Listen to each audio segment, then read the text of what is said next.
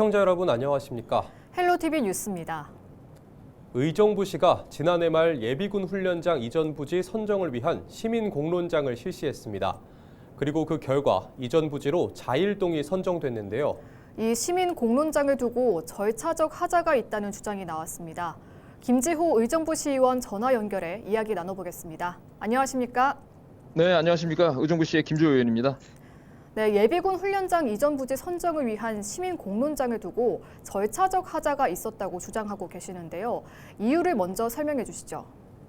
네, 일단 가장 큰 문제점은요. 예비군 훈련장 이전에 관련된 부분은 의정부시의 미래의 문제인 거고 단순히 참여단이 결정할 문제는 전 아니라고 보여지거든요. 그리고 이제 아울러서 시민 참여단의 대표성의 문제인데 시민 참여단이 어떤 의정부시의 전체 시민들을 대표하는 것도 아닌 것이고 집행부에서 임의적으로 결정된 56명이 어느 예비군 훈련장 후보지를 결정할 것인지에 대한 내용이기 때문에 이 부분을 의정부 시민들은 납득할 수 없다는 거죠. 결국은 대의성이 없기 때문에 법적 효력이 없고 따라서 자일동으로 예비군 훈련 이전에 대한 결정 사항도 무효라고 볼 수밖에 없는 현재 상황입니다.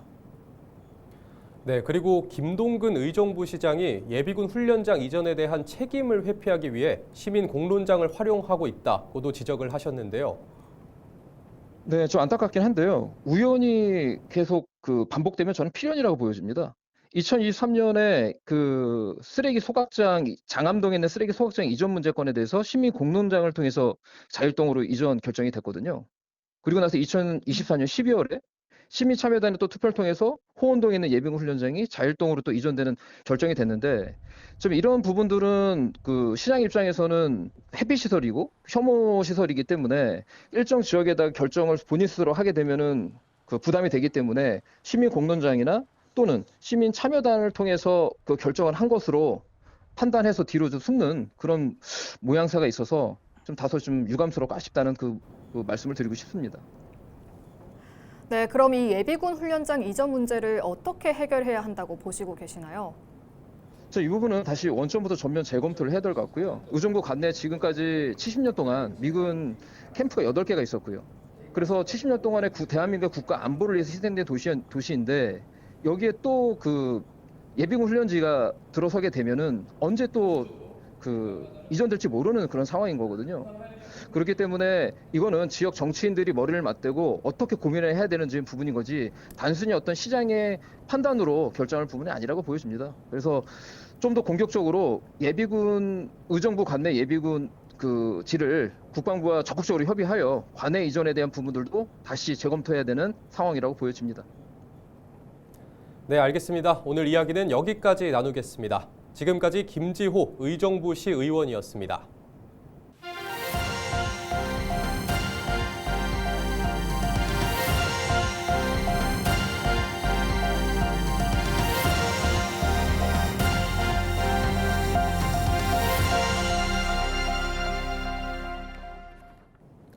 지난 6일 오후 4시쯤 양주시 만송동 한 차량 정비소에 주차된 차량에서 불이 났습니다. 차량은 양주에서 포천 공업사로 옮기기 위해 시동을 걸던 중 엔진룸에서 불꽃과 연기가 발생했습니다. 불은 20여 분 만에 꺼졌으며 불이 난 차량 내부 엔진룸이 불에 탔습니다. 다행히 인명피해는 없었습니다. 소방당국은 정확한 화재 원인을 조사하고 있습니다.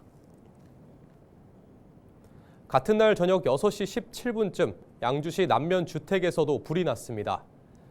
불은 외부에서 시작됐으며 주택 전부를 태우고 5시간여 만에 꺼졌습니다. 다행히 집안에 있던 거주자는 대피해 인명피해는 없었습니다. 소방당국은 정확한 화재 원인을 조사하고 있습니다.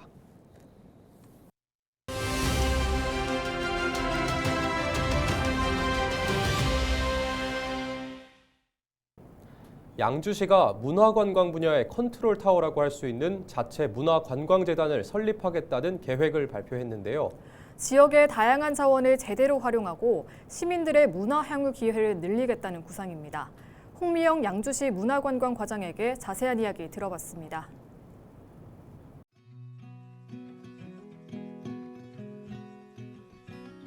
양주시의 대표 명소인 양주 관아지, 또 대분산성, 양주 헤엄사지 등 또 풍부한 역사문화 자원과 또 문화예술, 자연환경의 또 관광 자원화를 통해 또 급증하는 또 시민들의 문화향유 욕구와 또 수요에 능동적으로 대처하고 양주시 발전에 또 성장 동력을 확보하기 위해서 전문 인력을 갖춘 중간 지원 조직인 문화관광재단 설립이 필요합니다.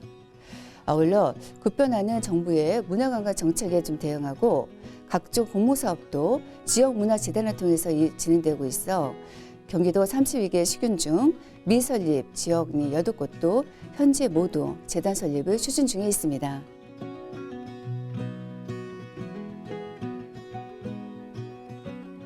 단기적으로 또 시민 밀착형 또 생활문화 활성화와 또 예술인 지원 사업, 문화관광 또 특화 콘텐츠 개발과 규회선 홍보 마케팅에 주력하고 중장기적으로는 문화관광 시설의 통합 운영을 통한 효율성 증대를 통해 문화관광 가치를 창출하는 등 문화관광의 또 진흥 사업의 컨트롤 타워를 구축하고자 합니다.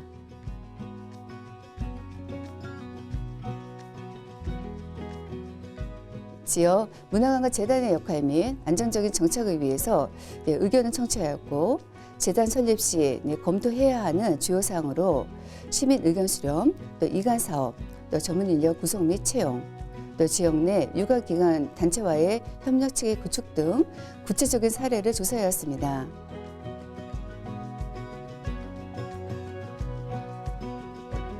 현재 문화관광재단 설립 TF팀이 신설이 되어 재단 설립도 행정적인 절차를 단계적으로 진행하고 있습니다.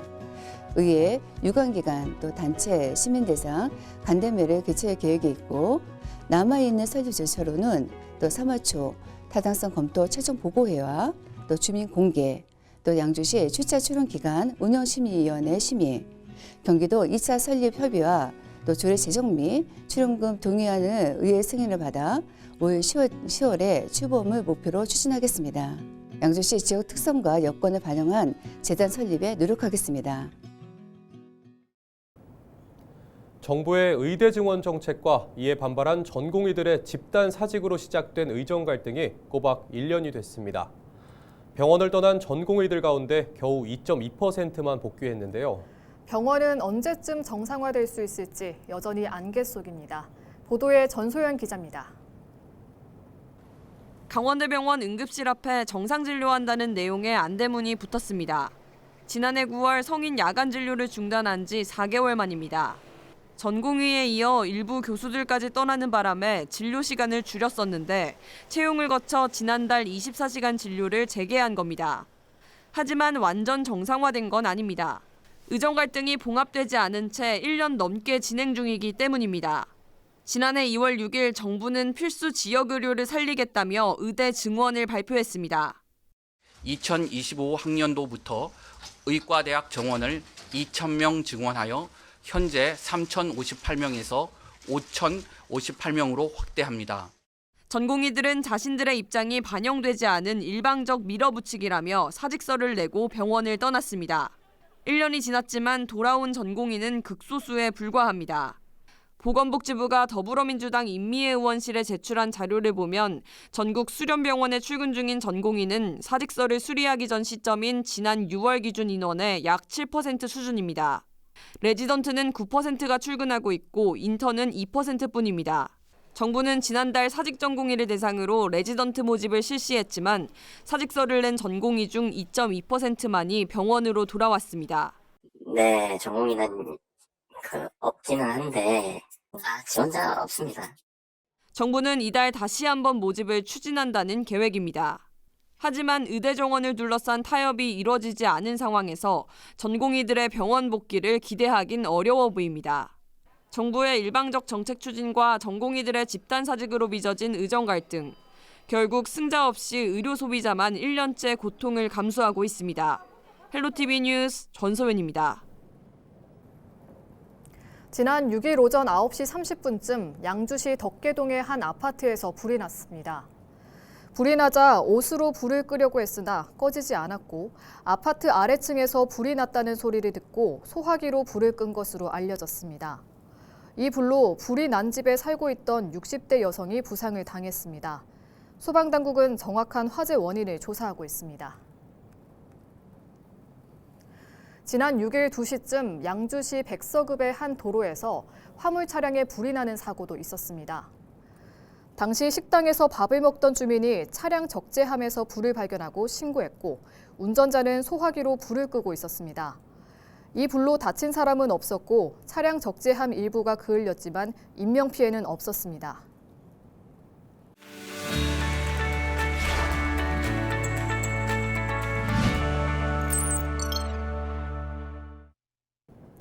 한 주간 우리 지역 국회의원들의 활동 상황 살펴보는 국회는 지금입니다.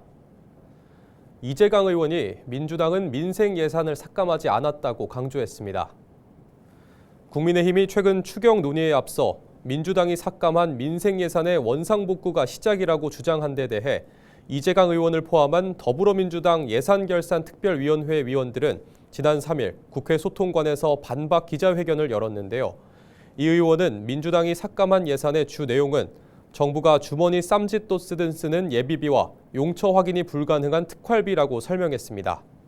이어 국민의힘은 여당으로서 정부의 부적정한 예산을 제대로 심의하지 않은 점부터 반성하길 바란다며 신속한 추경 편성과 민생 법안 처리, 그리고 국정협의체 운영에 적극 나서는 것이 국민과 민생을 살리는 길이라고 강조했습니다.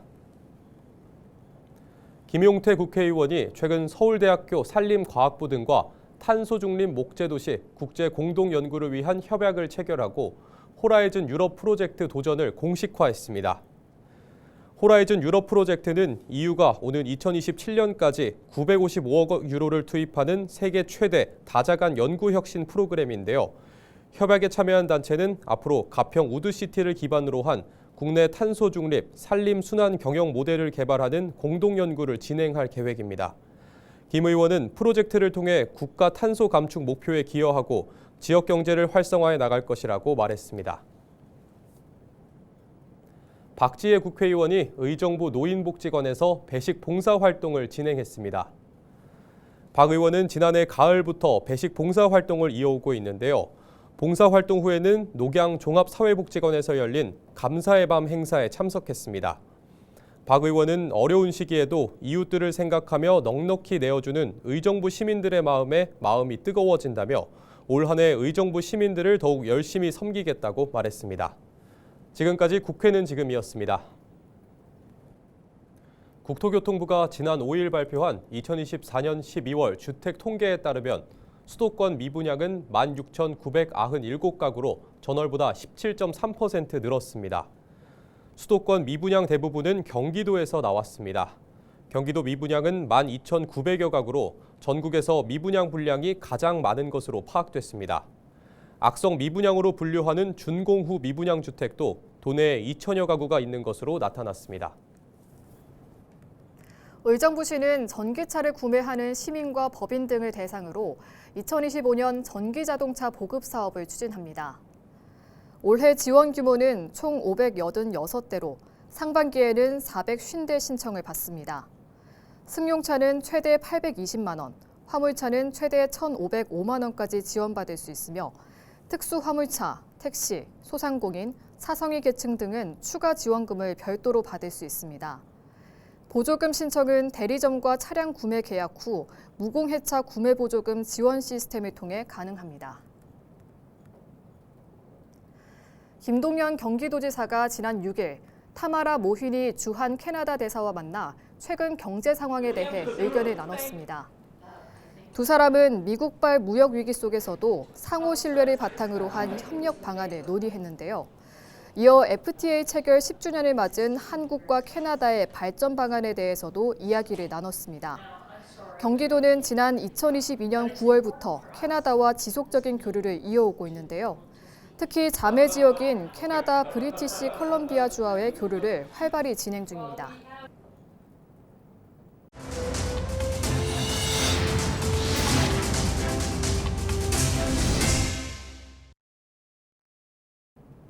이상으로 뉴스를 마칩니다. 시청해주신 여러분 고맙습니다.